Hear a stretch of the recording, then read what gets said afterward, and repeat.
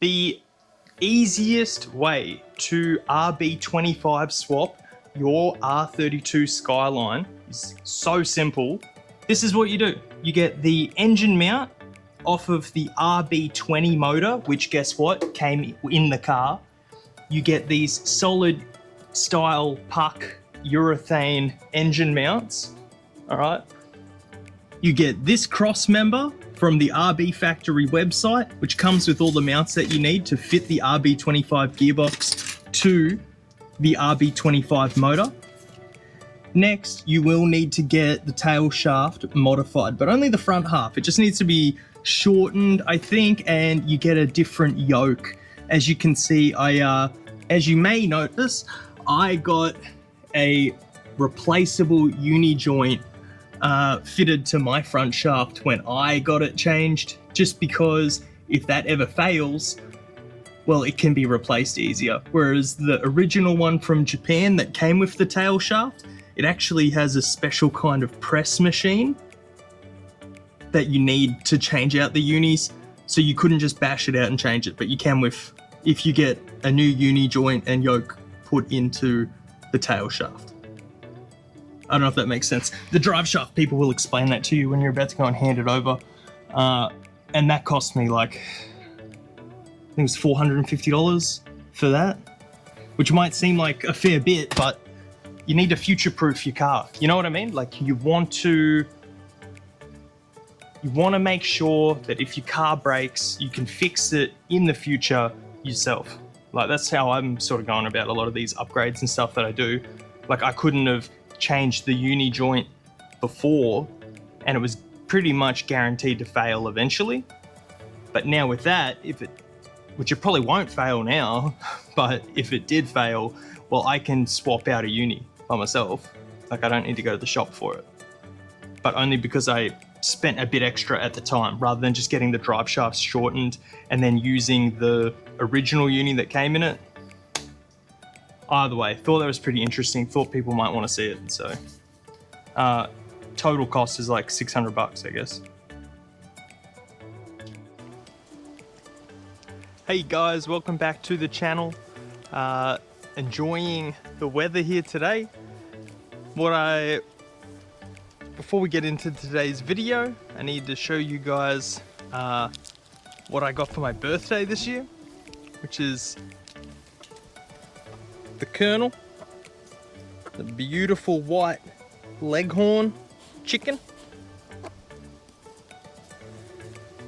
Looking to escape right now, so I'm just gonna close that. And around here I got a couple other chickens, but they're a little bit nasty. So I got my girl just put away in the coop at the moment. And then here's Big Red and Chickpea. Right, Big Red, as you can tell, obviously the big red one, and then Chickpea, a little bit crazy. You gonna let me pat ya?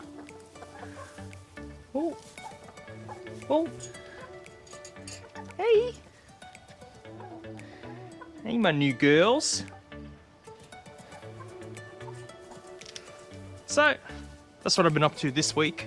All right, always seems to be changing around here. Now, you'll probably remember from the last video, oh man, I hope that the angle's not too bad, straight up my nose. So from the last video, I had the fluids drained, really it's just a radiator, and the car was up on jack stands. So, once I find my way around in here, I'm gonna have to get the lights turned on and everything, but this is where we're jumping back in at, okay? You can see the radiator's drained down there. We're gonna remove the front Rio, the headlights, the removable radiator mount, which I also need to fix up before we start looking at Rego. Then we're gonna take out the radiator, disconnect all our hoses, unplug the fuel lines, disconnect the harness, try and get everything out of the way, then climb under the car, take out the tail shaft, unbolt the gearbox cross member, and we should be pretty set to pull the motor and everything at that point. So, got a bit of a time lapse while I go through all that, and then you guys can watch along with that. You can probably jump in right as we're about to pull it, and I'll show you guys these neat little Nissan engine mounts, engine pickup points that I got, or however, you know, stay tuned.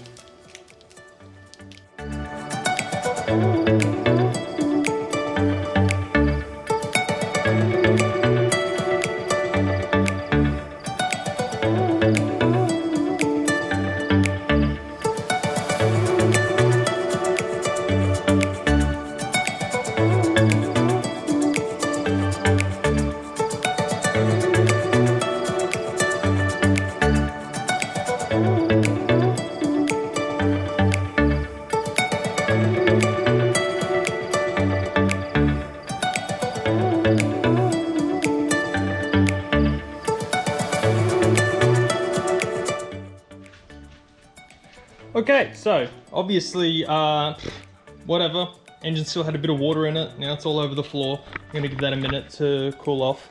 I've disconnected the fuel, and then fuel's pissed out everywhere as well, which is, it is what it is. Okay, I'm gonna unplug all these vacuum hoses, disconnect the brake booster, unplug the boost control solenoid, start disconnecting. Actually, I can probably leave most of the oil lines. I've got like some battery terminals that could come off.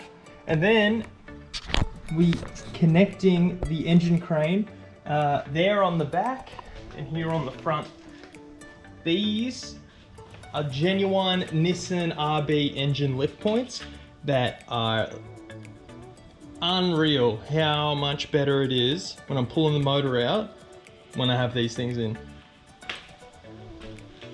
In case you were wondering as well, yeah, that's an LS alternator, and this is like a Bosch G30 drive-by-wire, I think, something like that. I think it come off a 350 or like a GT 350 Skyline, one of those body cars. All right, but basically it's just unplugging time. And I'll let it sit, but I've also been cooking, so I'm gonna go turn off my brisket that I've absolutely cooked up like a champion, and then I'll come back out for this once I've cleaned up a bit. I swear, I'm just pulling this out of the oven right this second, all right? I have to put this down for a minute while I do it. My dog is going wild.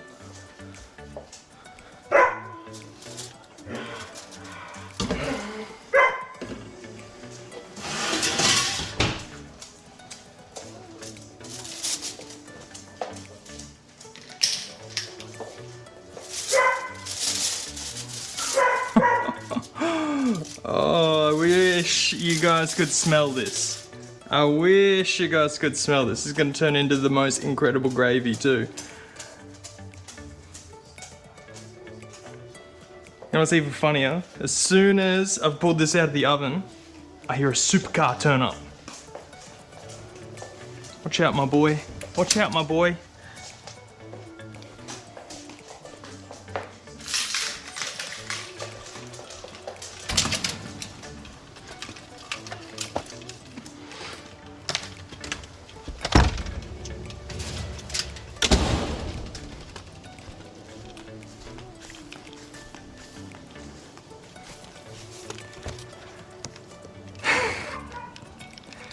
You could smell the food. You turned up right on time as soon as I pulled the brisket out of the oven, man. No way. Yeah, unreal.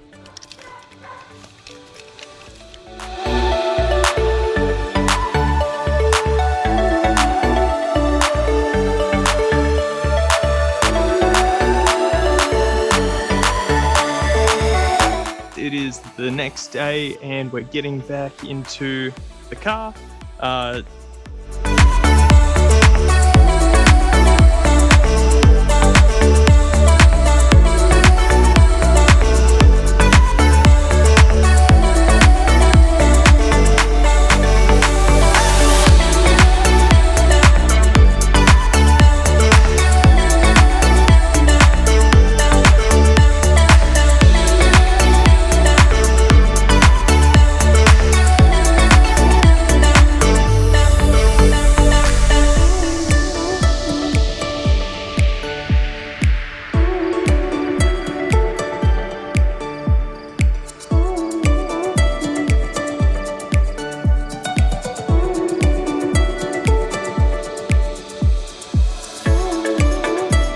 It is the next day here, and I had a super busy afternoon, as you would have seen by the time lapse. So this is where we're at. Engine's out. There was a lot of oil that came out of the gearbox, but where did the gearbox go?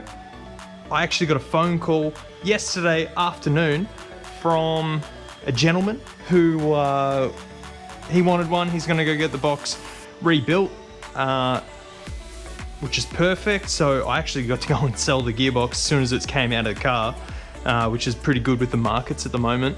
And then I've contacted the dealership. I've got a brand new gearbox on its way. It should be here by the end of the month, which is super exciting. It means that there's going to be a lot of progress going on with the car, and it's almost going to be ready for the street as soon as I finish off all this work. But for right now, that's going to be the end of the video.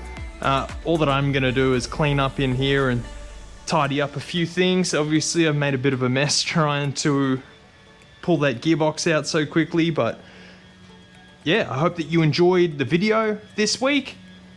Leave your thoughts and comments down below. If you have any questions, make sure to drop them down below as well, and I'll see you guys next week.